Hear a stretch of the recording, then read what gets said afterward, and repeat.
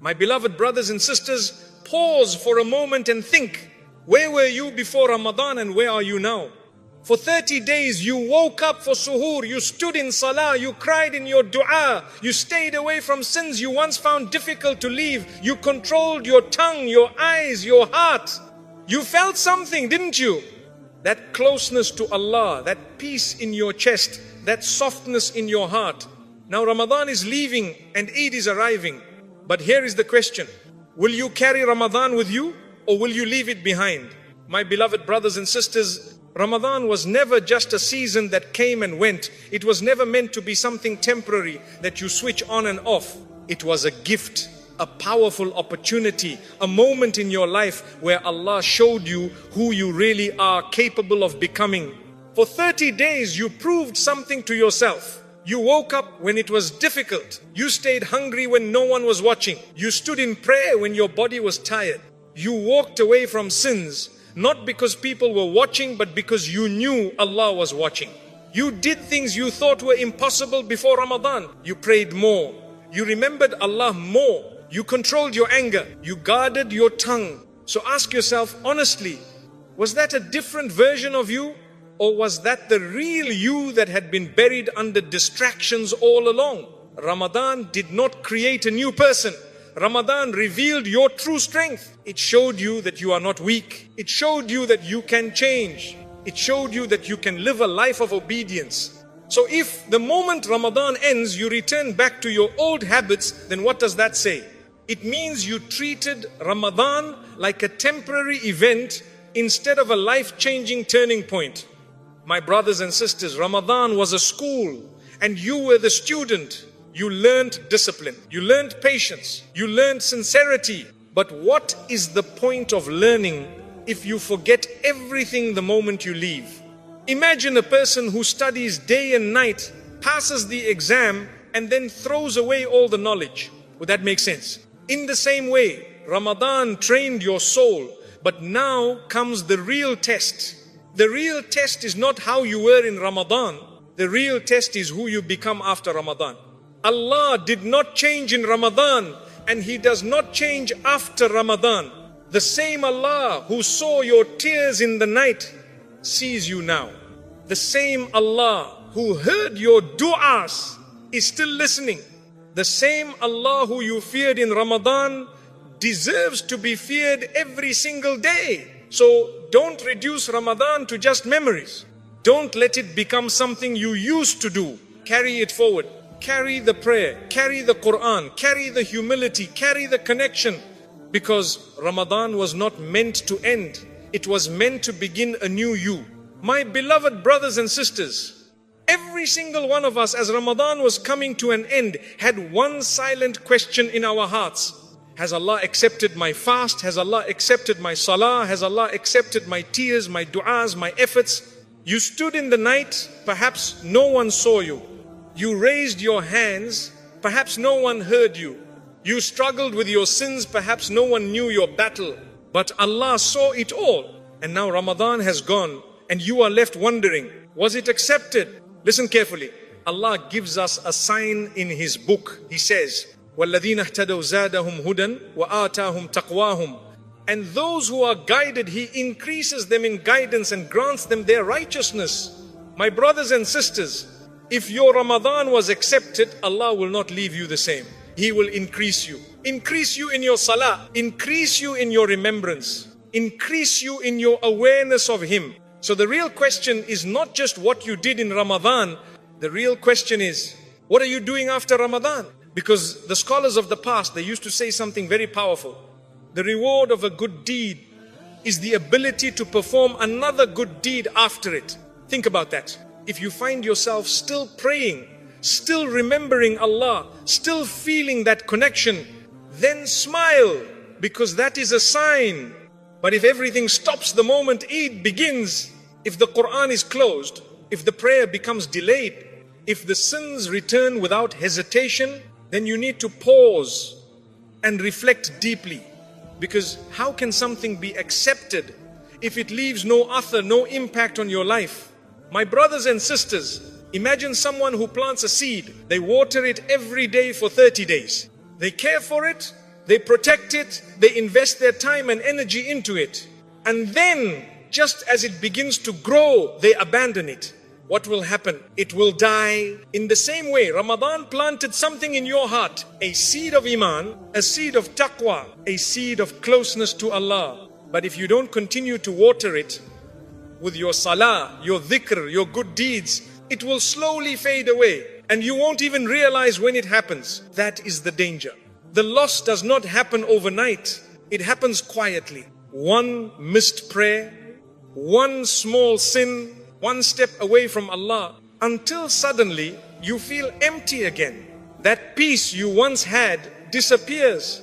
That sweetness of iman fades and you begin to miss the very Ramadan you just left.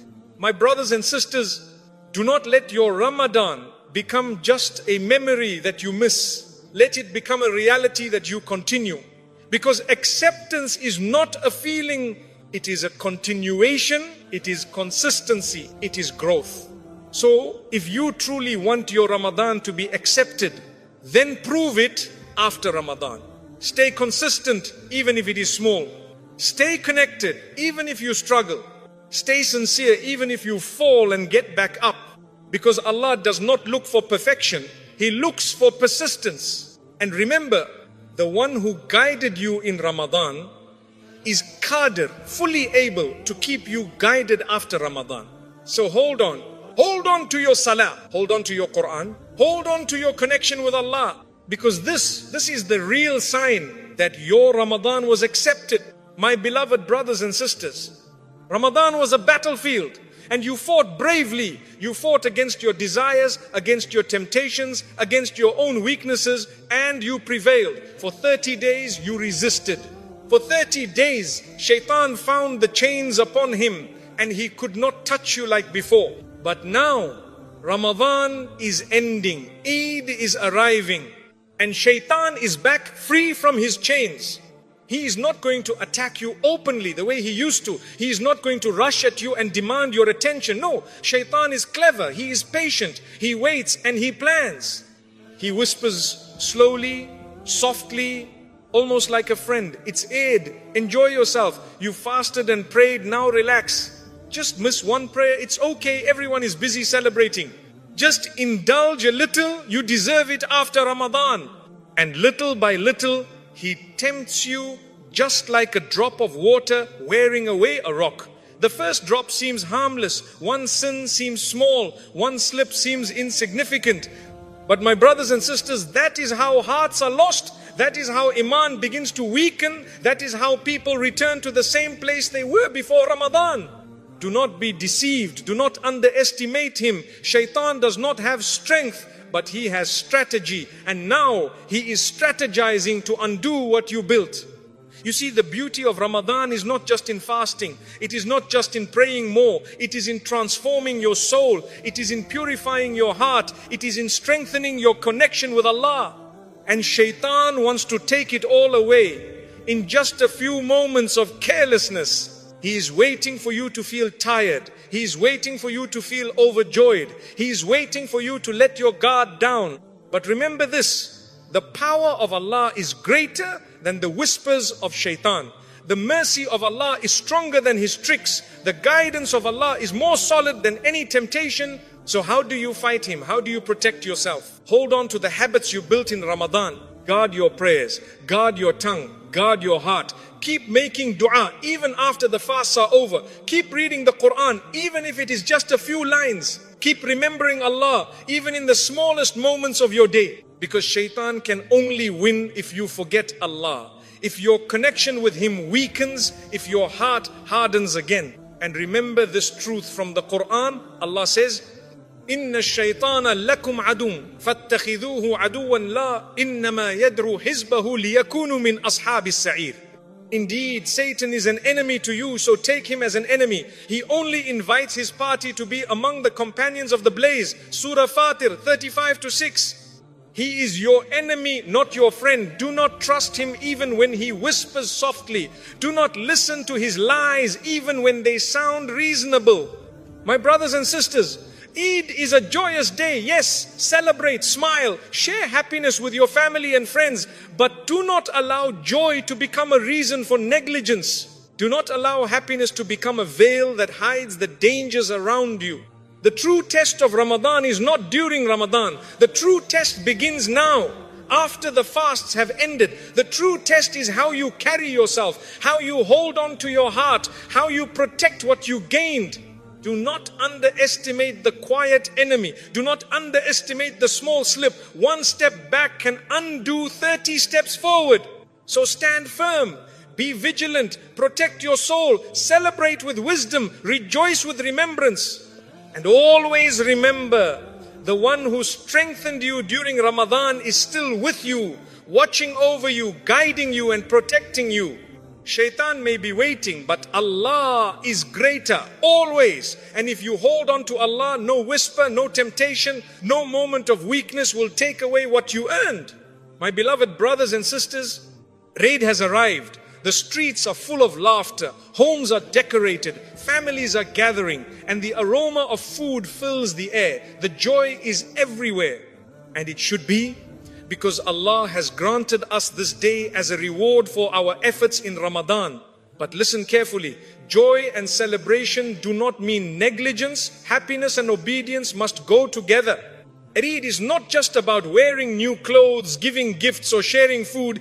Eid is about gratitude. It is a celebration of a month that Allah allowed you to experience, a month where He forgave, a month where He accepted, a month where He purified hearts and souls. So how do you express gratitude to Allah on this blessed day? Not by abandoning the habits you built in Ramadan, not by indulging in sins or excesses, not by letting Shaytan take advantage of your excitement. Gratitude is shown in obedience. Gratitude is shown in humility. Gratitude is shown in remembering Allah even when everyone else is busy celebrating. Look at it this way.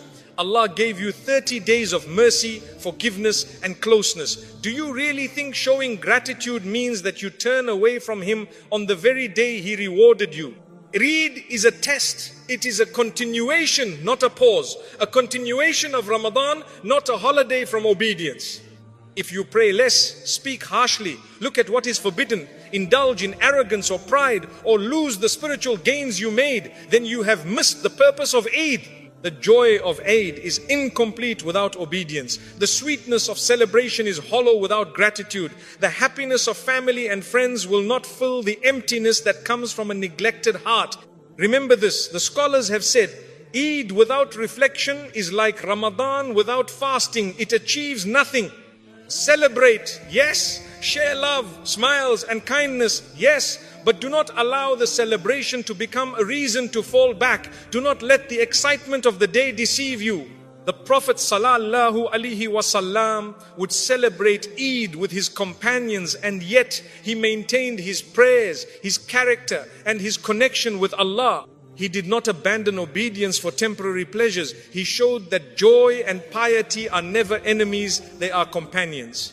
Think about this, my brothers and sisters. Your body may enjoy the food, your eyes may enjoy the colors and decorations, your heart may feel happy with family, but what about your soul? Is your soul rejoicing in obedience, or is it drifting away from Allah because of indulgence? The true meaning of Eid is this: happiness in the way of Allah, gratitude to Allah, and protection of the heart and soul. A heart that celebrates with obedience will carry the sweetness of Ramadan forward. A heart that forgets Allah in the midst of celebration will feel emptiness even in the midst of abundance. So, as you put on your best clothes, as you share meals, as you meet your loved ones, ask yourself, am I truly grateful? Am I still connected to Allah? Am I protecting the soul that Ramadan nurtured?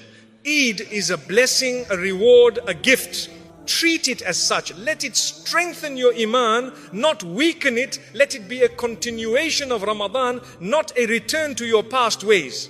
Celebrate with wisdom. Rejoice with remembrance. Be joyful, but remain obedient. And remember, the one who granted you Ramadan's mercy is still with you today. Keep Him close, and your heart will never be empty, even in the midst of celebration. As Ramadan ends and Eid begins, many of us feel a mix of joy and fear. We rejoice in the mercy we received, the fasts we completed, the prayers we performed, and the du'as we raised. But we also feel a subtle fear in our hearts, a fear that the momentum we gained may slip away, that the closeness to Allah we nurtured may fade.